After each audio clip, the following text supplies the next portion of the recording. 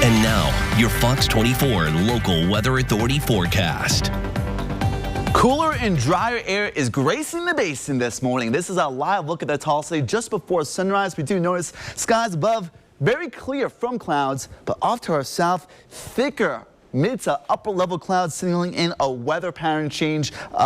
Eventual cold front going to come on through. This is also that weather pattern that did impact us, the stormy weather again south of us now. A little bit humid at the surface, but much drier in the upper levels of the atmosphere. Taking a look at the satellite and radar, it's all courtesy of this big upper level low pressure system well north of our viewing area in the upper plains, pushing a lot of stormy weather way off to the east toward the United States. Still some lingering clouds and rain activity in southern parts of our viewing area.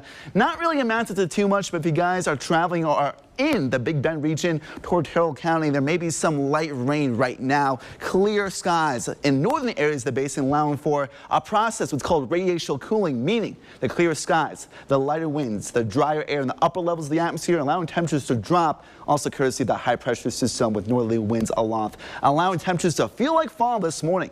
Despite the stormy weather that we have been seeing, we saw drought concerns, the worst form of drought in Carlsbad and in Midland and Odessa. These darker red shadings indicate that exceptional drought, the worst form of drought. These orange colors and red colors in between Carlsbad and Midland and Odessa especially indicate the second worst form of drought. Improving drought conditions basin and toward the Rio Grande, and despite again us seeing the stormy weather, not too many changes. We still need rainfall. We had our second peak of severe weather season, and with fall-like weather back in the picture, very pleasant but drier, so we're not going to see any rain for many in the short term at least. 57 right now at the airport in Midland, 100% relative humidity, so still humid at the surface. The drier air in the upper levels, the humid air kind of undercutting that drier air mass still, but I think will dry out later today.